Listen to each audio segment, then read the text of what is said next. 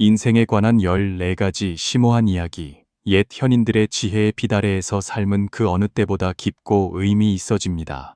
옛날부터 내려오는 지혜로운 이야기들은 단순히 전통적인 가르침이 아니라 인간이 인생을 이해하고 삶의 변화에 대처하는 방법을 알게 해주는 지침입니다. 각 이야기 뒤에는 비관적인 삶을 사는 법, 어려움에 맞서는 법, 그리고 영혼의 평온을 얻기 위해 슬픔을 버리는 법에 대한 교훈이 담겨 있습니다. 노자가 말했듯이 만족할 줄 아는 사람이 부유한 사람이고 무술을 아는 사람이 강한 사람입니다.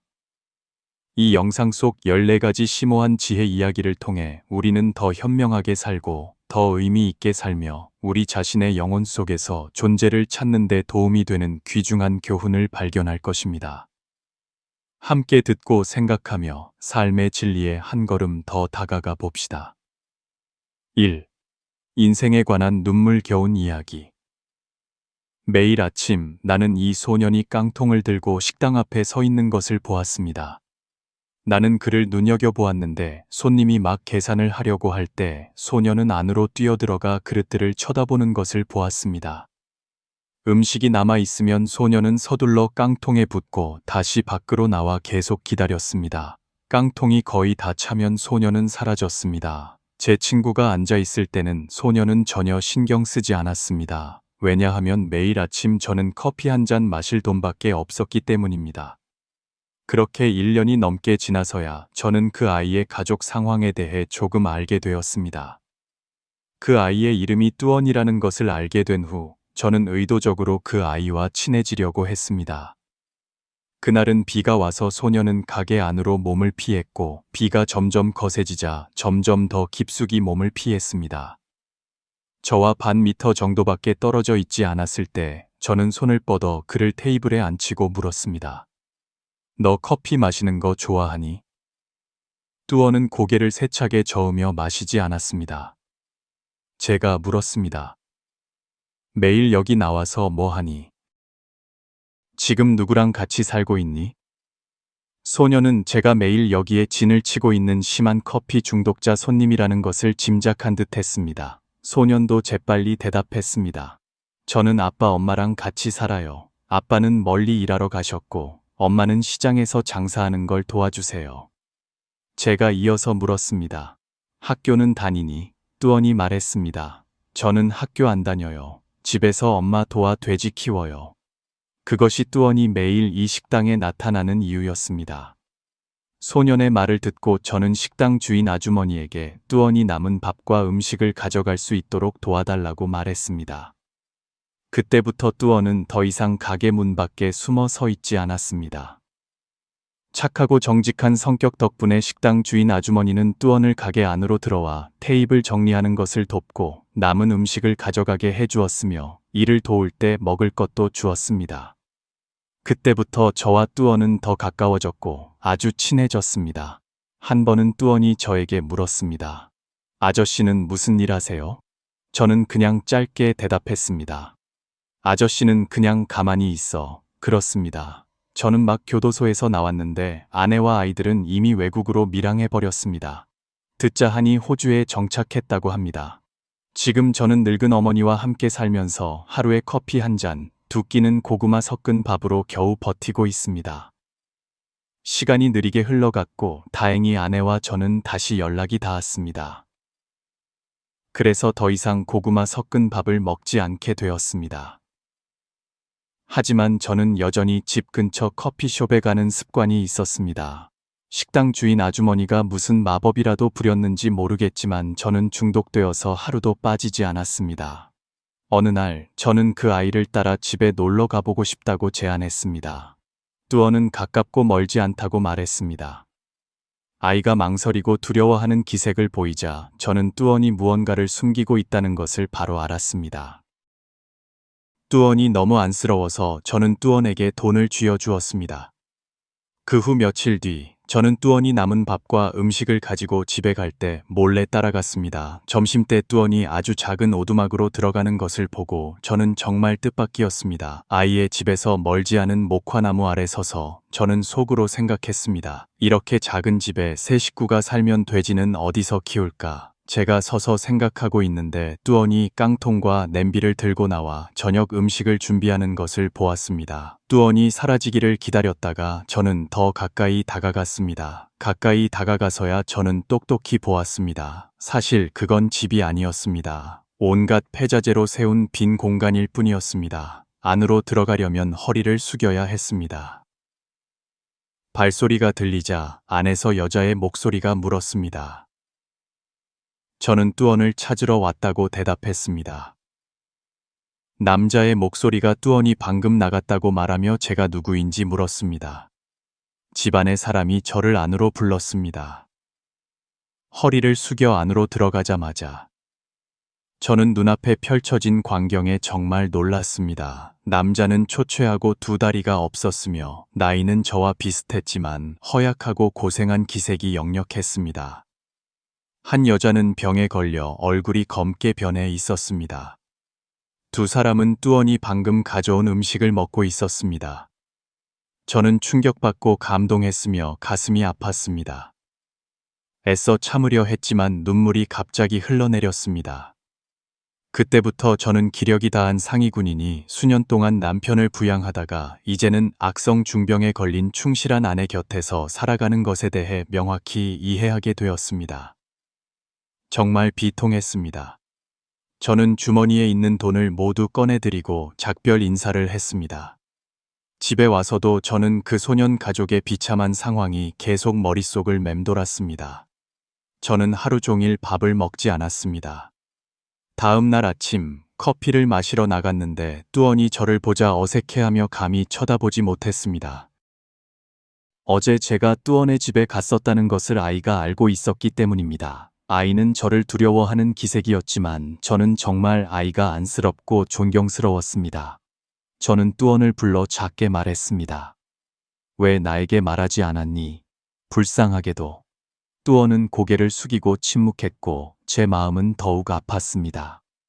손님이 계산을 해달라고 하자 피할 기회가 생긴 듯 뚜언은 테이블을 치우러 달려가 음식 치우는 일을 계속했습니다. 어쩐지 나중에 뚜언은 남은 음식을 아주 잘 분류해 놓았습니다. 불쌍한 아이, 겨우 몇 살인데 벌써 부모를 부양해야 하다니. 뚜언의 아버지는 1975년 이전에 두 다리를 잃은 옛 상위 군인이었습니다. 어머니는 심한 간 질환을 앓고 있었고 다리는 뼈만 앙상하게 부어 있어 걷기가 매우 힘들었고 피부는 노랬습니다. 뚜언은 가족의 주된 노동력이었고 뚜언은 매우 효심이 깊었습니다. 그때부터 저는 종종 아이에게 돈을 주어 빵이나 쌀밥을 사서 부모님을 부양하게 했습니다. 아내는 저를 호주로 초청하는 수속을 밟았습니다. 제가 떠나는 날 저는 두 가지 슬픔을 남겨두고 떠나야 해서 마음이 아팠습니다. 하나는 어머니와 여동생을 고향에 남겨두는 것이고 다른 하나는 더 이상 뚜언을 도울 기회가 없다는 것이었습니다. 호주에 정착한 후 저는 빅토리아 주에 살았습니다. 처음 몇 년 동안은 새로운 삶에 적응하느라 매우 힘들었습니다. 낯선 땅에서는 모든 것이 너무 새롭고 낯설었습니다. 언어부터 날씨까지 저를 많이 힘들게 했습니다. 가끔 저는 어머니와 여동생에게 돈을 보내면서 뚜언에게도 조금 보내달라고 부탁하는 것을 잊지 않았습니다. 먼 곳의 작은 정성이라고 불렀습니다. 몇 년 후 저는 가족을 만나러 고향에 돌아왔습니다. 저는 뚜언을 찾아갔지만 뚜언은 더 이상 그 식당에서 음식을 가져가지 않았습니다. 저는 뚜언의 상황을 식당 주인 아주머니에게 자세히 이야기했습니다. 식당 주인 아주머니는 눈시울이 붉어지며 왜 더 일찍 알려주지 않았냐고 저를 책망했습니다. 뚜언의 가족을 도울 방법을 찾아봤을 텐데 말입니다. 저는 그저 아이가 숨기고 싶어 해서 아무에게도 알리고 싶어 하지 않았다고 변명했습니다. 저는 서둘러 뚜언의 집에 들렀는데 뚜언의 어머니는 이미 간암으로 돌아가셨습니다. 뚜언의 아버지 혼자 한 구석에 누워 있었는데 매우 애처로워 보였습니다. 물어보니 뚜언은 아버지를 부양하기 위해 막노동 일자리를 구했다고 합니다. 일요일에 저는 뚜언을 찾아갔습니다. 불과 몇 년 만에 뚜언은 키가 크고 햇볕에 그을려 피부가 검게 탔지만 매우 잘생긴 청년이 되어 있었습니다. 저는 뚜언을 데리고 예전 커피숍으로 돌아갔는데 뚜언이 약간 부끄러워하는 것 같았습니다. 저는 안심시켰습니다. 주인 아주머니는 아주 좋은 분이야. 단지 내 가족의 상황을 몰랐을 뿐이야. 가게에 도착하자 식당 주인 아주머니는 뚜언에게 와서 손님들을 위해 청소하고 음식을 나르는 일을 해달라고 간청했습니다. 막노동보다 훨씬 편하고 월급도 막노동만큼 주겠다고 했습니다. 저녁에는 팔다 남은 음식을 집에 가져가서 먹으라고 했습니다. 시장에 갈 필요도 없이 말입니다. 처음으로 저는 뚜언이 우는 것을 보았습니다. 식당 주인 아주머니도 따라 울었고 저는 견딜 수 없어 눈물을 흘리지 않으려고 일어나 밖으로 나가야 했습니다. 뚜언은 울면서 말했습니다. 왜 모두 우리 가족에게 이렇게 잘해주시는 거죠? 하지만 저는 지금 오 형님 밑에서 막노동을 하고 있어요. 그분도 아주 좋으신 분이고 우리 가족을 많이 도와주셨어요. 매일 아침 일하러 가기 전에 아빠에게 찹쌀밥이나 빵을 사다 주세요. 저도 그분에게 많은 은혜를 입어서 그만둘 수가 없어요. 죄송합니다. 식당 주인 아주머니는 눈물을 닦으며 말했습니다. 언제든지 아줌마가 필요하면 주저하지 말고 알려주렴. 이 세상에는 아직도 잘 알려지지 않은 비참한 상황들이 있고 뚜언처럼 훌륭한 자식들도 있습니다. 호주로 돌아가는 날, 저는 뚜언 부자에게 200만 동, 약 10만 원을 주었는데 뚜언과 아버지가 매우 기뻐하는 것을 보고 저도 덩달아 기뻤습니다. 뚜언의 가족을 어떻게 도와야 할지 몰라서 저는 뚜언의 아버지 사진을 찍고 그의 서류를 복사해서 시드니에 본부를 둔 잊혀진 상위군인 구호협회에 보냈습니다. 몇 달 후, 저는 뚜언의 아버지로부터 편지를 받았습니다. 그는 호주 협회의 도움으로 돈을 받게 되어 너무 기쁘다고 썼습니다. 그는 지난 수년 동안 자신의 상위군인 인생에 누군가 기억해주는 사람이 있다는 사실에 처음으로 행복을 느꼈다고 말했습니다. 그가 얼마나 기뻤는지 모르겠지만 저 또한 고향에서 극심한 빈곤 속에 살아가는 상위군인들에게 기쁨을 가져다주는 일을 하게 되어 매우 기뻤습니다. 뚜언의 이야기는 역경 속에서의 성장과 부모에 대한 한 아이의 효심을 증명합니다. 이를 통해 우리는 상황이 아무리 혹독하더라도 인내심과 사랑, 효심을 가지고 있다면 인간은 극복할 수 있다는 것을 깨닫게 됩니다. 뚜언은 어릴 때부터 병든 부모님을 돌보는 가족의 주된 노동력이 되어 큰 책임을 짊어져야 했습니다. 힘든 삶에도 불구하고 뚜언은 불평하지 않고 가족을 부양하기 위해 열심히 일하며 맑은 인격을 유지했습니다. 여기서 귀한 점은 뚜언이 효심을 보였을 뿐만 아니라 주변 사람들의 도움을 받았다는 것입니다. 이야기꾼의 관심에서부터 커피숍 주인 아주머니까지 모두 뚜언의 비참한 상황을 알게 되자 기꺼이 도왔습니다. 이것은 우리가 기꺼이 나누고 공감할 때 인간의 정이 얼마나 큰 힘을 발휘하는지 보여줍니다. 그것은 어려움에 처한 사람들에게 기쁨과 희망을 가져다 줄 수 있습니다. 이 이야기에서 얻는 교훈은 삶이 아무리 힘들더라도 노력하고 효심을 지키며 항상 강인하게 버티면 우리는 결코 외롭지 않다는 것입니다. 다른 사람들의 공감과 나눔은 우리가 어려움을 극복하고 더 밝은 미래로 나아가는 데 도움이 될 것입니다. 2. 선한 마음을 지켜 남을 구하고 자신을 돕다. 한 사람의 선량함은 다른 사람의 생명을 구할 수 있습니다. 또한 그 선량한 마음 덕분에 복은 다시 그 자신에게 돌아와 자신의 운명을 개선합니다. 청나라 시대의 안우이성 루안의 한 태수가 다음과 같은 이야기를 들려주었습니다. 옛날 서우저우에 조옹이라는 사람이 있었습니다. 그는 늘 즐겁게 선을 행하고 덕을 쌓았습니다. 어느 날 조옹은 길가 땅바닥에 누워 계속 신음하는 한 나그네를 보았습니다. 그는 다가가 물었습니다. 무슨 일이 있었습니까?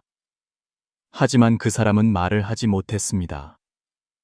조옹은 바로 옆 여관에 가서 물어보니 이 사람은 여관에 한 달 넘게 머물렀지만 반값과 식비를 내지 않았다고 합니다. 지금은 중병에 걸려 상태가 매우 위독합니다. 여관 주인은 나중에 책임을 져야 할까 두려워 가게의 일꾼들을 불러 이 남자를 밖으로 내쫓게 했습니다. 조옹은 여관 주인에게 이 나그네는 혼자 외롭고 의지할 곳이 없어 정말 불쌍하니 여기 일꾼들에게 수고를 부탁하여 그를 가게 안으로 들여보내달라고 말했습니다. 치료비와 숙식비는 제가 대신 내겠습니다. 그렇게 열흘이 지나자 이 나그네의 병세는 호전되었습니다. 그는 벽을 짚고 걸을 수 있게 되었습니다. 그때 여관 주인은 나그네에게 그가 살아남을 수 있었던 이유를 말해 주었습니다. 나그네는 매우 놀라며 은인에게 감사했습니다. 그는 일꾼들에게 자신을 부축하여 조옹에게 데려가 절을 하고 직접 만나 감사의 마음을 표하고 싶다고 간청했습니다. 이때 조옹은 나그네의 건강이 많이 좋아진 것을 보고 마음속으로 기뻐했습니다. 조옹이 한마디 하면 나그네가 한마디 대답하며 두 사람은 이야기를 나누기 시작했습니다. 조옹은 그에게 어디서 왔는지, 왜 이곳에 왔는지 물었습니다. 나그네는 자신의 이야기를 들려주었습니다. 그의 집은 관문 밖에 있었고 포공에게 제사를 지내러 이곳에 왔다가 호수에서 배가 뒤집혔지만 다행히 좋은 사람에게 구조되었습니다. 하지만 그의 가족과 짐은 모두 물살에 휩쓸려가 버렸고 그는 혼자 이곳에 올 수밖에 없었지만 중병에 걸렸습니다. 만약 조옹이 도와주지 않았다면 그는 이미 목숨을 잃었을 것입니다. 조옹은 듣고 그의 처지에 공감하여 그를 집에 머물게 하고 집안 사람들에게 이 나그네를 잘 돌보라고 명했습니다. 나그네는 젊어서 몸이 금방 회복되었습니다. 그가 떠날 준비를 하고 있을 때 조옹은 그에게 은 수십 냥과 포공의 초상화 한 폭을 선물했습니다. 왜냐하면 관문 밖의 백성들은 항상 포공을 다른 마을의 신처럼 숭배했기 때문입니다. 세월이 흘러 10년이 지났습니다. 한 번은 조옹이 사는 곳에 심각한 기근이 닥쳤습니다. 그는 신속하게 재난 상황을 관청에 보고했습니다. 그가 그렇게 하는 것을 보고 모든 사람들이 앞다투어 관청으로 몰려가 소란을 피웠습니다. 이 일로 인해 조옹은 연루되어 머나먼 변방으로 쫓겨나게 되었습니다. 조옹이 마을 밖으로 압송될 때 그는 주위를 둘러보았지만 쉴 만한 여관은 보이지 않았고 오직 큰 저택 하나만 보였습니다. 그를 압송하는 관리도 저택 바깥 처마 밑에서 하룻밤을 빌려 쉴 생각을 했습니다.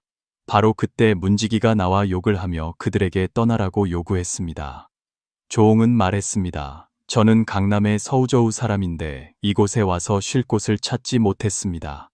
이 저택 바깥에서 쉬게 해주십시오. 문지기는 돌아가 주인에게 사실을 보고했습니다. 서우저우 사람이라는 말을 듣자마자 주인은 즉시 사람을 보내 조옹의 신원을 물었습니다. 그는 자신의 이야기를 모두 털어놓았습니다. 잠시 후 저택의 큰 문이 열리고 젊은 공자 한 명이 나와 공손하게 그를 맞이하고 집 안으로 초대했습니다. 공자 뒤에는 보석으로 가득 찬 한 노인이 안에서 기다리고 있었고 조옹에게 예를 올린 후 그를 큰 방의 의자에 앉혔습니다. 종이 막 앉자마자 공자는 즉시 머리를 조아려 절하며 그에게 감사했습니다. 조옹은 매우 당황하여 이유를 알 수 없었습니다. 눈을 비비고 자세히 보니 그 공자는 바로 10여 년 전에 그가 구해주었던 그 나그네였습니다. 공자는 조옹을 환대하며 저택에 머물게 했습니다. 그 후 그는 변방을 지키는 장군에게 이 일에 대해 편지를 쓰고 조옹을 위해 모든 것을 준비해 주었습니다. 3년 후 조옹은 사면을 받고 고향으로 돌아왔습니다. 떠나기 전에 공자는 그에게 노잣돈으로 금 50냥을 선물했습니다. 그때 경제적으로 쇠약해졌던 조옹의 가족은 공자의 도움 덕분에 빠르게 다시 번성했습니다. 그의 후손들도 매우 부유하게 살았고 심지어 몇몇은 조정에서 높은 관직을 맡기도 했습니다. 한 사람의 선량함은 다른 사람의 생명을 구할 수 있으며 또한 그 선량한 마음 덕분에 복이 다시 그 자신에게 돌아와 자신의 운명을 개선합니다. 조옹의 이야기에서 얻는 교훈은 다른 사람을 도울 때의 선량함과 인애에 대한 깊은 증거입니다. 조옹은 보답을 전혀 기대하지 않았지만 그의 선행 덕분에 운명이 바뀌었습니다. 어려움에 처한 낯선 사람을 구한 행동은 그 자신과 가족에게 큰 복을 가져다 주었습니다. 10년 후 그가 구했던 사람이 바로 그가 어려움에 처했을 때 그를 도와주고 은혜를 후하게 갚아준 사람이었습니다. 이 이야기는 인애가 다른 사람에게 행복을 가져다 줄 뿐만 아니라 베푸는 사람에게 복이 돌아오는 길을 열어준다는 것을 가르칩니다. 선량함은 큰 힘을 가지고 있습니다. 그것은 구조된 사람의 운명을 개선하는 데 도움이 될 뿐만 아니라 인덕의 씨앗을 뿌린 사람의 삶 전체를 개선합니다. 이를 통해 우리는 진실하고 선량하게 사는 것이 영혼의 평안을 가져다 줄 뿐만 아니라 미래의 기회와 행운을 창출한다는 것을 이해합니다. 3. 꿰뚫어 보고 명확히 인식하면 중책을 맡을 수 있다.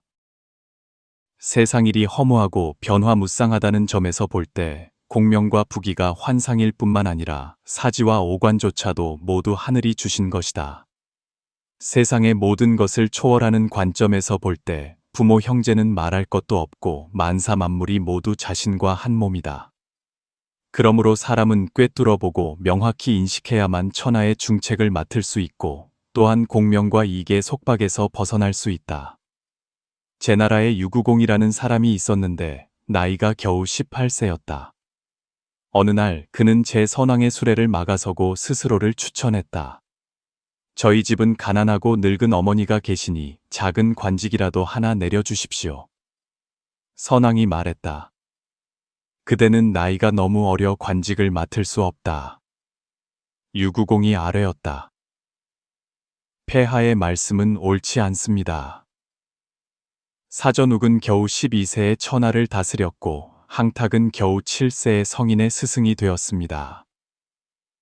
이로 보아 폐하께서는 신이 재능이 없어 쓰지 않는다고는 하실 수 있어도 나이가 어려 쓰지 않는다고는 하실 수 없습니다. 선왕이 말했다. 나는 어린 망아지가 무거운 짐을 싣고 길을 가는 것을 본 적이 없다. 마찬가지로 사람도 성장해야 나라의 중용을 받을 수 있다.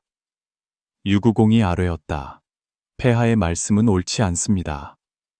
척에도 긴 것이 있고 재도 짧은 것이 있습니다. 화류기린과 같은 고서 속 명마들을 부엌에 다람쥐와 경주시키면 명마가 다람쥐보다 빠르다고 장담할 수 없습니다. 백조와 학은 한 번 날갯짓에 천리를 날지만 집안의 제비와 비행 시합을 하면 백조와 학이 제비보다 민첩하다고 장담할 수 없습니다. 그렇다면 나이 많은 사람이 신과 무슨 차이가 있겠습니까? 선왕이 말했다. 훌륭한 말이로다. 어찌 일찍 나를 찾아오지 않았는가. 그리고는 그를 수레에 태워 조정으로 돌아와 관직을 주었다. 이 이야기에서 얻는 교훈은 나이가 한 사람의 능력을 평가하는 유일한 기준이 아니라는 것이다. 재치, 자신감, 그리고 문제를 깊이 있게 보는 능력이 더 중요한 요소이다. 유구공은 비록 젊었지만 자신의 지혜와 능력을 증명하여 제 선왕을 설득했다. 이 이야기는 나이나 지위에 대한 두려움이 우리의 꿈과 목표를 가로막게 해서는 안 된다고 격려한다. 우리에게 능력이 있고 인내심이 있으며 자신을 증명할 용기가 있다면 기회는 올 것이다. 핵심은 자신을 올바르게 인식하고 끊임없이 노력하는 것이다. 4. 고독으로부터의 힘. 장제 따르면 도광동내, 즉 홀로 오고 홀로 가는 것은 인생의 가장 높은 경지이다. 이 경지에 이른 사람들은 마치 무적의 고수들이 폐관 수련을 하고 나서 무적이 되는 것과 같다. 홀로 있는 것은 모든 에너지를 모아 결점을 극복하는 방법이다. 그것은 진정으로 강한 사람의 시작이다. 장자 천지 북유편에 쓰여 있다. 천지는 넓고 아름답지만 말하지 않고 사계절은 뚜렷한 법칙이 있지만 논하지 않으며 만물은 모두 도리를 품고 있지만 설파하지 않는다. 천지 만물은 실로 대도를 품고 있지만 예로부터 늘 고요하고 무의했다. 오직 마음이 불안한 사람들만이 끊임없이 떠드는 것을 좋아한다. 이 세상에서 아무도 고독을 피할 수 없다. 홀로 태어나 홀로 죽는다. 모임이나 이별에서 아무도 영원히 동행할 수 없다. 다른 사람과 대화하는 것은 외로움을 해소할 수는 있지만 치유할 수는 없다. 말을 많이 할수록 마음은 더 공허해진다. 말을 멈추면 외로움이 다시 감쌀 것이다. 사실 어떤 일들은 말하는 것보다 스스로 해결하는 것이 더 낫다. 다른 사람에게 말하는 것은 때로는 웃음거리가 될 뿐이다. 자신만의 시간을 낭비하지 마라. 소음과 두려움이 없을 때만이 상황을 바꾸는 방법을 깨달을 수 있다. 사람들은 말한다. 황량한 사막을 지나야만 시원한 샘물을 만날 수 있다. 인생은 긴 여정이며 누구나 스스로 걸어가야 한다. 헛된 말을 하는 것보다 마음을 고요히 유지하는 것이 낫다. 어떤 사람은 말한다. 붐비는 모임은 사실 많은 외로운 사람들의 장소이다. 외로운 사람은 오히려 자유로운 사람이다. 혼자 있을 때 그는 자신의 가장 진실한 모습을 보고 내면을 해방한다. 교류를 좋아하는 사람들은 여전히 찾고 있지만 한두 명의 지기를 얻는 사람은 거의 없다. 외로워 보이는 사람들은 냉정해 보이지만 실제로는 자신을 이해하고 스스로와 친구가 되는 것이다. 혼자 있는 것은 또한 우리에게 자신을 위한 시간을 주고 우리가 원하는 것을 할 수 있게 해준다. 그때 우리는 편안하고 자유롭게 느낄 것이다. 사교적인 사람들은 종종 피곤하게 살아야 한다. 다른 사람에게 자신을 맞추는 것은 자신을 작고 비천하게 만들 뿐이다. 인생은 소중함으로 잡담을 좋아하는 사람들에게 방해받아 헛되이 시간을 낭비하지 마라. 진정한 고독은 외부의 간섭을 피하고 자유로운 내면을 유지할 수 있는 것이다. 고독하거나 평범하거나 라는 말이 있다. 자립하는 모든 사람들은 홀로 모든 비바람을 견뎌야 한다. 어려운 상황에 빠지는 것을 두려워하지 마라. 당신을 쓰러뜨릴 수 없는 것은 결국 당신을 더 강하게 만들 것이다. 성공한 모든 사람들은 홀로 역류하며 올라갔다. 홀로 힘든 시기를 지났다. 화려한 순간들 뒤에는 고통과 눈물이 있다. 고독을 견디는 법을 배우고 그것을 습관으로 만들어라. 독수리처럼 아니면 양떼처럼 무리에 따라다니며 그룹 안에서만 안정감을 찾아라. 일정 기간의 고독한 수행을 거친 후 사람의 영혼은 굳건해지고 지혜가 개발될 수 있다. 그때 일하는 방식은 병법과 같아질 것이다. 바람처럼 빠르고 숲처럼 고요하며 불처럼 침략하고 산처럼 부동하며 어둠처럼 예측 불가능하고 천둥처럼 진동한다. 스스로 걷는 사람들은 모두 대단한 인물들이며 그런 사람은 이후의 삶에서 거의 실패하지 않는다. 홀로 있는 것은 자신을 강화하는 가장 좋은 방법이다. 예로부터 성현들은 고독을 선호했고 진정으로 강한 사람들은 홀로 걷는 것을 선호했다. 홀로 있는 것은 우리에게 자신을 관찰할 시간을 준다. 사회의 번잡함에서 벗어나 평온으로 돌아간다.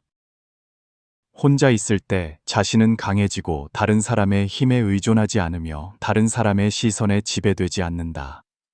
그러므로 홀로 있는 시간을 소중히 여겨라. 자신에게 진실하게 살고 유한한 시간 속에서 자신을 성취하라. 이 이야기에서 얻는 교훈은 고독이 부정적인 것이 아니라 오히려 인간이 스스로 성장하고 강해지는 데 도움이 되는 힘의 원천이 될 수 있다는 것이다. 혼자 있을 때 우리는 자신의 결점을 발견하고 극복하기 위해 에너지를 집중할 수 있다. 그럼으로써 굳건함과 명철한 지혜에 도달한다. 고독한 순간들은 우리가 자신을 이해하고 속박에서 벗어나 자유롭게 자신의 길을 찾을 수 있게 해준다. 고독을 마주하고 받아들이는 것은 또한 외부의 간섭에서 벗어나 내면의 평온을 유지하는 방법이다. 자립하는 사람들은 고독을 전진의 동력으로 바꿀 줄 안다. 그들은 강해지고 실패하기 어렵다. 왜냐하면 모든 어려움은 그들을 더 강하게 만들 뿐이기 때문이다. 5. 수신. 좋은 사람을 보면 본받으려 노력해야 하고 나쁜 사람을 보면 자신이 그런지 살펴보고 고쳐야 한다. 좋은 점이 있으면 지키려 노력해야 하고 자신에게 나쁜 점이 있으면 버리려 노력해야 한다. 나를 비판하되 옳게 비판하는 사람은 나의 스승이고 나를 칭찬하되 옳게 칭찬하는 사람은 나의 친구이다. 그러나 나에게 아첨하는 사람은 나를 해치는 적이다. 그러므로 군자는 스승을 존중하고 친구를 귀하게 여기며 적을 매우 미워한다. 옳은 것을 좋아하고 간언 듣기를 싫어하지 않으며 경계할 줄 안다면 아무리 좋아지지 않으려 해도 그럴 수 없다. 소인은 그렇지 않다. 매우 아프면서도 자신을 비판하는 사람을 미워하고 매우 나쁘면서도 자신을 칭찬하는 사람을 좋아한다. 마음은 호랑이와 같고 행동은 금수와 같으면서도 남들이 복종하지 않으면 불만이다. 아첨하는 자와 친하고 간언하는 자를 멀리하며 정직한 사람을 보면 비웃고 충신한 사람을 보면 비난한다. 이러면 아무리 나빠지지 않으려 해도 그럴 수 없다. 요약하자면 수신의 도는 좋은 것을 따르고 나쁜 것을 피하는 것을 아는 데 있다. 그 목적에 도달하려면 자신을 살필 뿐만 아니라 다른 사람이 나를 대하는 방식도 살펴야 한다. 다른 사람에 대해서는 두 가지를 알아야 한다. 옳게 칭찬하거나 비판하고 좋은 충고를 하면 복종하고 본받는다. 아첨하는 자는 멀리하고 원수처럼 여긴다. 남이 나를 칭찬하는 것보다 남이 나를 충고하는 것을 더 좋아해야 한다. 그래야만 수신할 수 있다. 이 글에서 얻는 교훈은 자신을 살피고 수정하는 것의 중요성이다. 우리는 다른 사람에게서 좋은 점을 본받고 자신의 나쁜 점을 없애려고 노력해야 한다. 옳은 비판을 존중하고 진심으로 충고하는 사람들에게서 배워야 한다. 그것이 우리가 발전하는 방법이기 때문이다.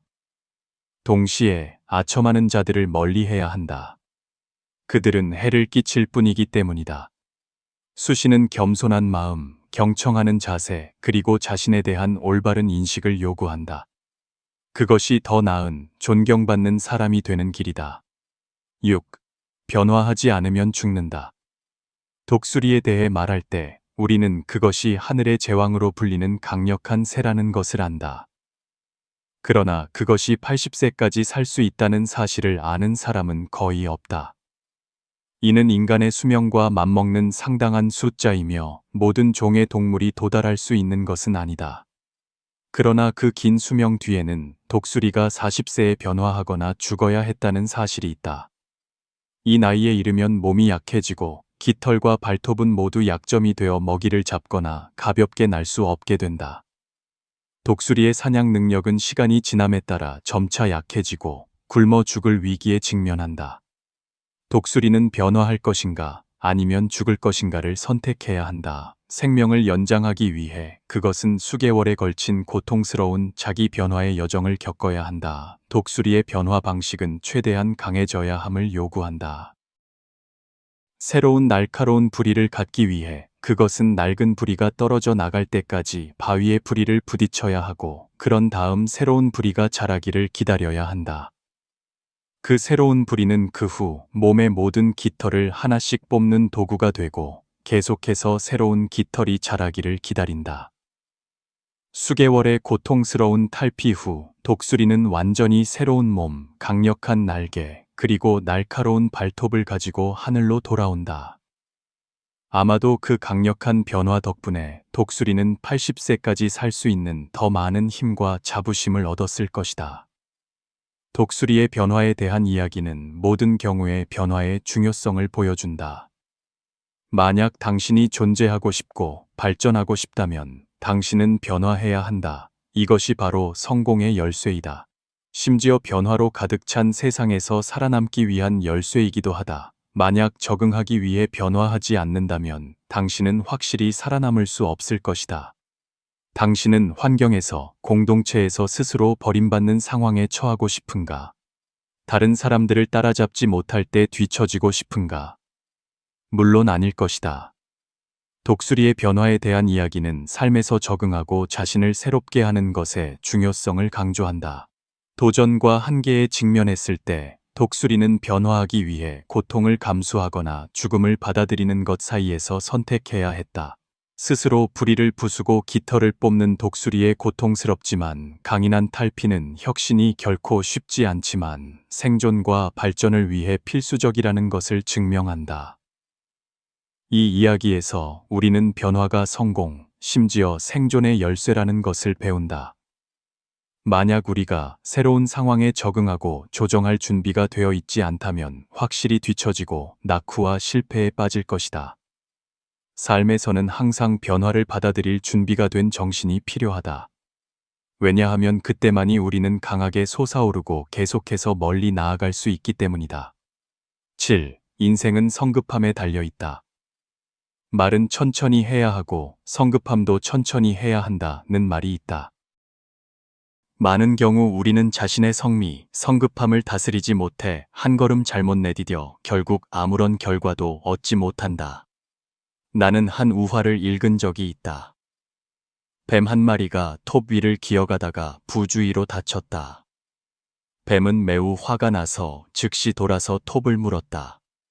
그 결과 입을 다쳤다. 더욱 화가 나서 뱀은 톱이 자신을 약 올린다고 생각했다. 그래서 몸으로 톱을 꽉 조여 톱을 질식시켜 죽이려 했다. 최종 결과는 아마 누구나 짐작할 수 있을 것이다. 뱀은 톱날에 잘려 죽었다. 그 뱀은 자신을 죽인 것이 톱이 아니라 자신의 분노라는 것을 몰랐다. 미국의 사회 심리학자 페스팅어는 페스팅어의 법칙이라고 불리는 유명한 판단을 내놓았다. 이 법칙은 삶의 10%는 당신에게 일어나는 일들로 구성되고 나머지 90%는 일어나는 일들에 대한 당신의 반응에 의해 결정된다는 것을 지적한다. 화는 누구나 낸다. 뜻대로 되지 않는 일을 만나면 화를 내는 것은 마치 모든 사람의 본능인 것 같다. 어떤 사람은 자신의 감정을 통제하고 이 화를 제때에 억누를 수 있다. 하지만 어떤 사람들은 감정에 지배되어 우화 속 뱀처럼 어리석은 실수를 저지른다. 원래는 가벼운 상처였지만 이 화 때문에 목숨까지 잃었다. 누군가 말했다. 이 세상에서 가장 끔찍한 것은 화난 얼굴이다. 나폴레옹도 말했다. 자신의 감정을 통제할 수 있는 사람은 성을 함락시킨 장군보다 더 위대하다. 인생을 살면서 누구나 번뇌와 어려움을 겪고 해소하고 싶고 분노를 터뜨리고 싶을 때가 있다. 당신이 평정을 잃는 순간이 한 사람을 시험하는 가장 좋은 순간이다. 만약 통제할 수 있다면 당신은 감정의 진정한 주인이 될 것이다. 반대로 당신은 감정의 노예가 되어 그들에게 조종당할 것이다. 뱀에 대한 이야기는 분노가 우리를 현명하지 못한 행동으로 이끌어 이익보다 해를 더 많이 끼칠 수 있음을 보여준다. 뱀은 원래 가벼운 상처를 입었지만 감정을 통제하지 못해 스스로 죽음을 자초했다. 이것은 우리에게 삶에서 어려움, 번뇌 또는 뜻대로 되지 않는 일을 피할 수 없다는 것을 상기시킨다. 그러나 분노는 상황을 악화시킬 뿐이다. 감정에 지배당하는 대신 우리는 감정을 통제하고 조절하는 법을 알아야 한다. 페스팅어의 법칙이 지적했듯이 삶의 결과의 90%는 상황에 대한 우리의 반응 방식에 의해 결정된다. 평정을 유지하는 법을 아는 것은 문제를 더 효과적으로 해결하는 데 도움이 될 뿐만 아니라 성숙과 지혜의 표시이기도 하다. 8. 소란 속에서 영혼의 고요함을 지키고 차가운 곳에서 열정을 품어라. 번잡한 삶 속에서 고요히 사물의 변화를 관찰할 수 있다면 불필요한 많은 걱정을 줄일 수 있다. 어려움과 뜻대로 되지 않는 일 때문에 낙담하게 되지만 여전히 일어서려는 의지를 지킨다면 삶에서 많은 진정한 기쁨을 얻을 수 있다. 공자의 제자인 원헌은 노나라에서 매우 가난하게 살았다. 또 다른 제자인 자공은 위나라에서 매우 부유하게 살았다. 원헌은 가난 때문에 목숨을 해쳤고 자공은 부유함 때문에 건강을 해쳤다. 가난도 좋지 않고 부유하고 행복한 것도 좋지 않다. 어떻게 해야 하는가? 고대 중국 사상가 양주는 말했다. 사람은 평생 즐겁게 살 수도 있고 평생 편안하게 살 수도 있다. 즐겁게 사는 법을 아는 사람은 가난을 느끼지 않고 편안하게 사는 법을 아는 사람은 부유하고 풍족함을 추구하지 않는다. 돈은 여전히 외적인 물질일 뿐이다. 살아서 가져가지 못하고 죽어서도 가져가지 못한다. 돈과 생명은 아무 관련이 없을 수 있지만 사람들은 종종 이를 꿰뚫어 보지 못하여 결국 돈 때문에 살고 돈 때문에 죽는다. 평생이 돈을 축적하고 소비하는 과정이 되어 인생에 무슨 재미가 있는지 모른다. 순자는 말했다. 절제할 줄 아는 사람은 공공한 처지에서도 마음이 넓고 부귀한 곳에서도 공경하고 조심한다. 쉴 때도 느긋하고 정신도 해이해지지 않으며 힘들게 일할 때도 용모는 단정함을 유지한다.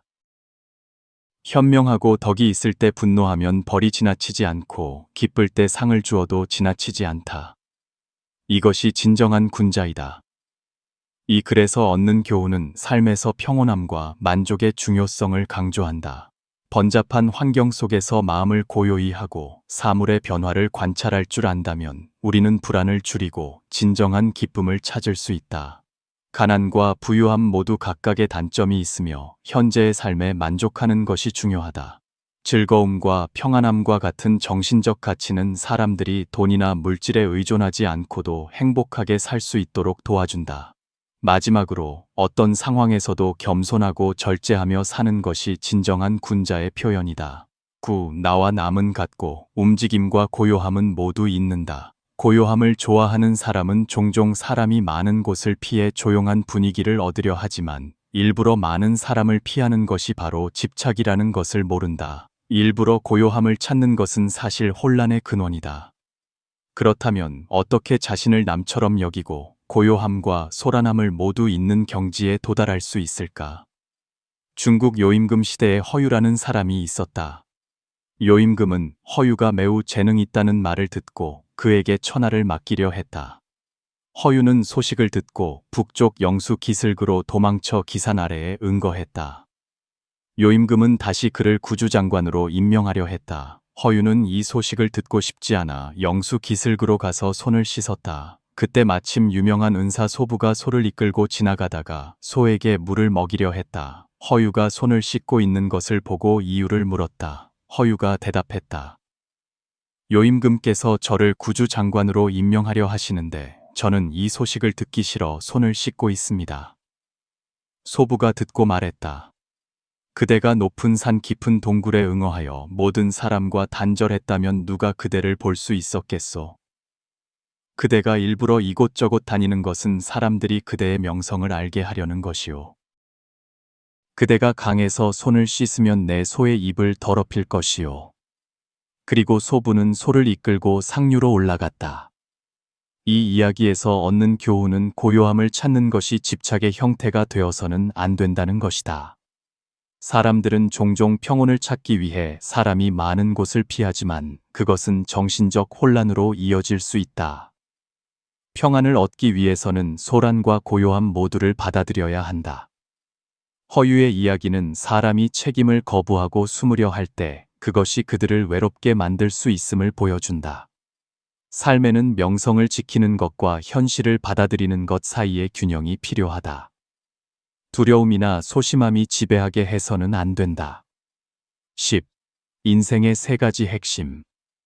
사람이 되어 강태공을 모르면 책을 다 읽어도 헛수고 라는 말이 있다.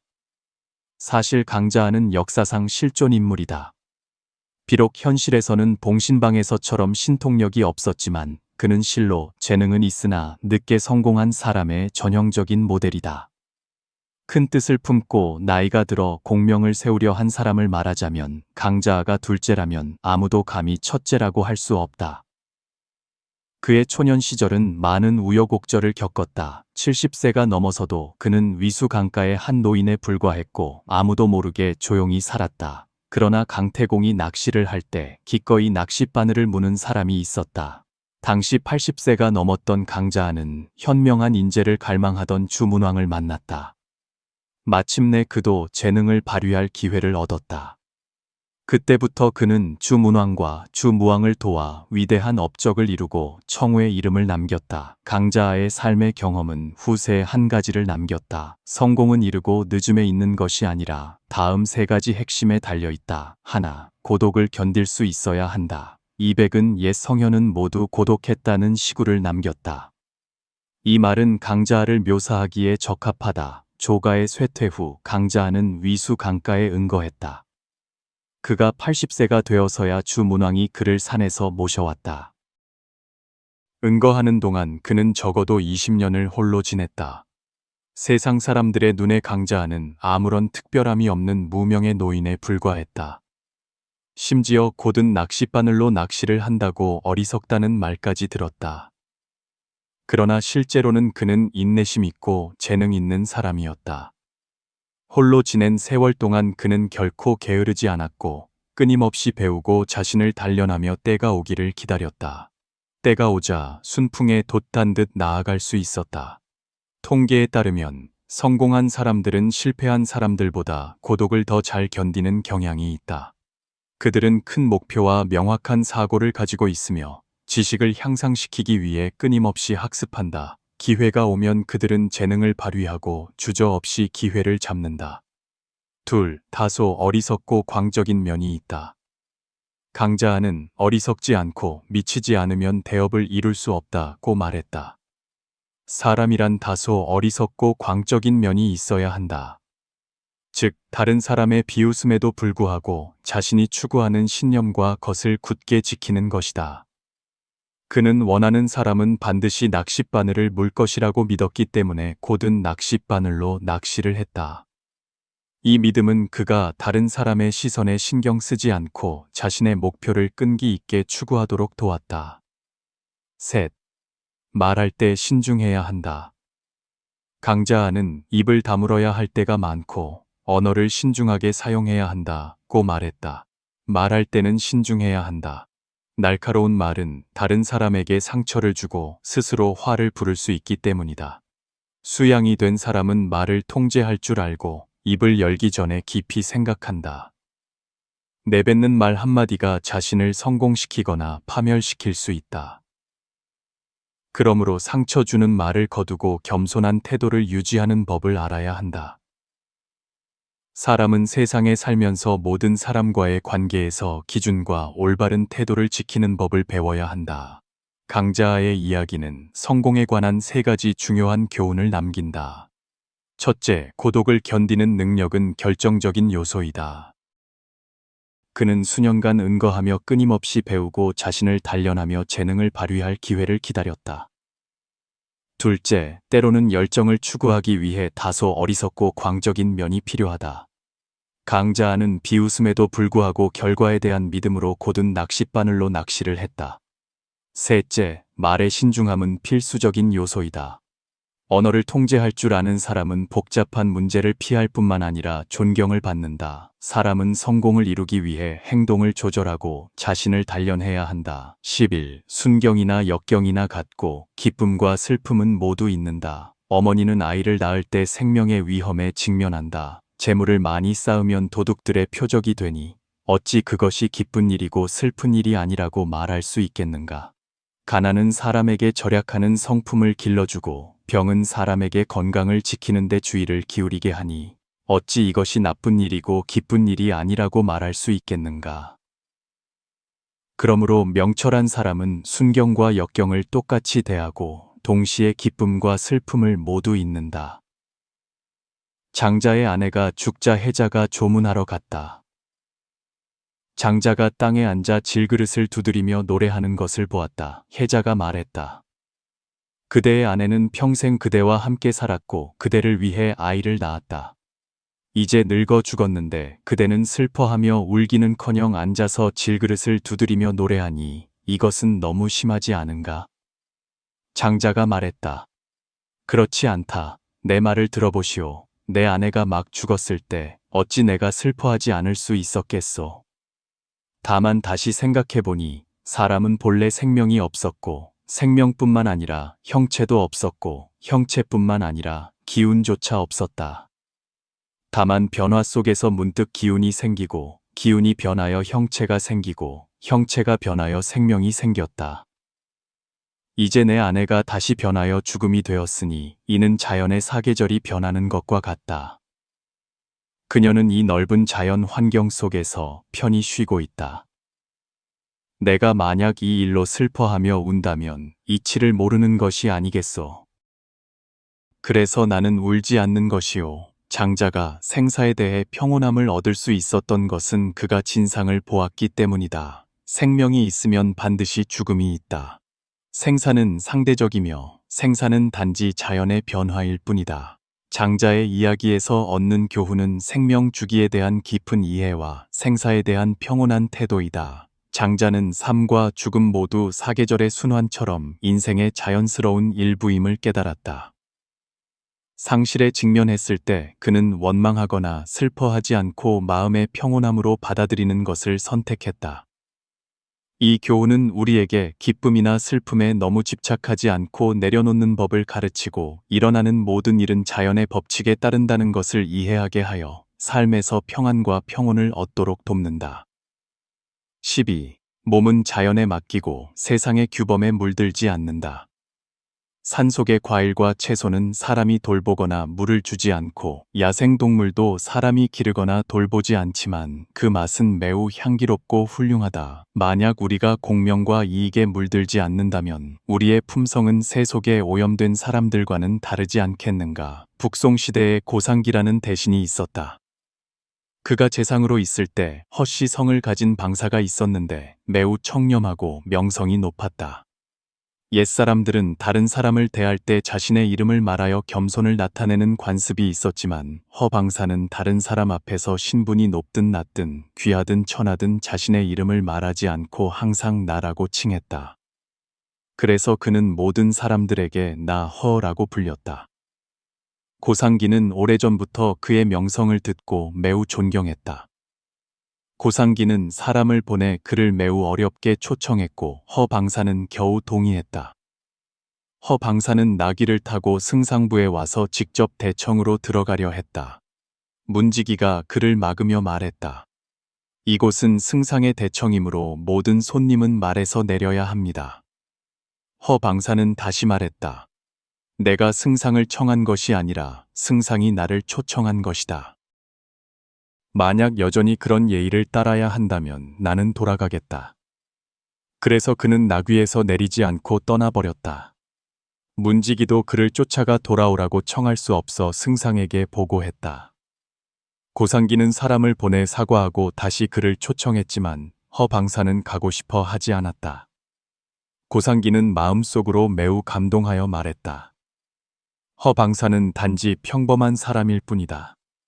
단지 그가 다른 사람에게 구하는 것이 없기 때문에 상대방의 권세에 굴복하지 않는 것이다. 하물며 도의로 자신을 마음껏 펼치는 청렴한 성품의 사람들은 더욱 권위에 굴복하지 않지 않겠는가. 이야기에서 얻는 교훈은 인간의 굳건한 마음과 청렴한 품성에 관한 것이다. 허방사는 구하지 않는 정신과 권세에 지배되지 않는 태도로 사회의 속박을 뛰어넘는 삶의 방식을 보여주었다. 그는 개인의 가치를 굳건히 지키고 권력이나 형식적인 예의에 굴복하지 않았다. 이것은 우리에게 삶에서 청렴함과 굳건한 마음이야말로 우리를 명예와 권세의 영향을 받지 않게 하고 그럼으로써 더 진실하고 깨끗하게 살게 하는 귀중한 품성이라는 것을 상기시킨다. 13. 마음속의 부처를 구하고 외부의 법에서 기이한 마음을 거절한다. 뗏목에 오르자마자 강둑에 도착하여 뗏목을 버리려 한다면 이 사람이 바로 도리를 이해하고 외부 물질의 속박을 받지 않는 사람이다. 이미 나귀 등에 타고 있으면서 다른 나귀를 찾으려 한다면 영원히 속세의 인연을 거절할 줄 아는 고승이 될 수 없을 것이다. 수나라 12년에 도신이라는 이름의 사미승이 막 출가하여 14세였다. 그는 불교 3조 승찬을 찾아가 절하며 말했다. 화상께 자비를 베푸시어 저에게 불법의 법문을 해탈시켜 주십시오. 3조 승찬이 말했다. 누가 너를 묶었느냐? 도신이 말했다. 아무도 저를 묶지 않았습니다. 3조 승찬이 말했다. 도신아, 아무도 너를 묶지 않았는데 어찌하여 해탈을 구하느냐? 도신은 즉시 깨달았다. 그래서 그는 승찬을 따라 보살폈고 그 후 길주에서 계를 받고 더욱 열심히 승찬을 보살폈다. 승찬은 여러 번 선의 교리로 그를 시험해보고 그가 이미 매우 정통하다는 것을 알았다. 법의 인연이 무르익자 그에게 의법을 전수했고 도시는 선종의 사조가 되었다. 인간의 본성은 자유로우면서도 해탈을 구하러 다니니 더욱 해탈에 묶여 해탈하는 법을 모른다. 이 이야기에서 얻는 교훈은 진정한 해탈에 대한 인식은 자유로운 영혼 안에 있다는 것이다. 만약 물질이나 명예에 얽매이지 않는다면 우리는 이미 자유로우며 외부에서 해탈을 찾을 필요가 없다. 해탈을 찾으려 애쓸 때 우리는 쉽게 해탈이라는 개념 자체에 얽매이는 상태에 빠진다. 진정으로 도를 아는 것은 내려놓을 줄 알고 어떤 것에도 의존하지 않는 것이다. 14. 진정한 본성을 보고 스스로 성현의 경지에 도달한다. 성현이라도 물질적 욕망에 얽매이면 우리의 삶이 참으로 슬프다고 느낄 것이다. 한가롭고 여유로우며 맑은 가운데서야 삶이 참으로 사랑스럽고 귀하다고 느낀다. 이를 알면 참으로 슬프다. 세상에 정을 품고 있던 것이 즉시 사라진다. 이를 알면 참으로 귀하다. 성신의 자연스러운 경지는 완벽하게 달성될 것이다. 청나라의 교정가 요문초는 걸륭 연간의 진사에 합격하여 호남 학정으로 임명되었다. 그 후 강서에서 20여 년간 가르쳤다. 요문초는 책 교정에 매우 부지런하고 근면했다. 매일 이른 아침 새벽 햇살이 아직 희미할 때 그는 이미 책장을 넘겨 교정하고 붉고 검은 먹을 갈았다. 방에는 책이 쌓여 차 주전자 하나 놓을 자리도 거의 없었다. 황혼이 질 무렵에야 그는 방을 나와 정원을 산책하고 다시 등불을 켜고 책 교정을 계속했다. 그는 한밤중까지 열심히 일하고서야 잠자리에 들었다. 요문초는 추운 겨울날부터 무더운 여름날까지 10년 동안 끊임없이 책을 교정했다. 그의 평생에는 재산이 아무것도 없었고 오직 책과 책뿐이었다. 요문초의 이야기에서 얻는 교훈은 지식에 대한 끈기와 헌신이다. 그는 명예나 이익에 관심 없이 간소한 삶을 살았고 책 교정 작업에 모든 열정을 쏟았다. 부지런함, 근면함, 그리고 지식에 대한 사랑은 그가 물질에 관심을 두지 않고 학문에 평생을 바치도록 도왔다. 이것은 우리에게 열정을 가지고 헌신적으로 사는 것이 삶의 큰 의미와 진정한 가치를 가져다 준다는 것을 상기시킨다. 이 14가지 심오한 지혜 이야기를 통해 인생에 대한 귀중한 교훈을 찾고 삶과 도전에 대처하는 방법을 더 잘 이해하게 되셨기를 바랍니다. 옛 현인들의 철학은 단순히 과거의 가르침이 아니라 우리가 더 현명하고 평온하게 살 수 있도록 길을 비춰주는 등불입니다. 시간을 내어 듣고 생각해 주셔서 감사합니다. 이 영상이 유용했고 더 많은 깊이 있는 교훈을 계속 탐구하고 싶다면 채널을 구독하고 알림 설정을 켜서 새로운 콘텐츠를 놓치지 마세요. 여러분의 지원은 우리가 매일 더 나은 가치를 제공하는 원동력입니다. 이 의미 있는 삶의 교훈을 더 많은 사람들과 함께 나누어 갑시다. 안녕하세요. 그리고 다음에 또 만나요.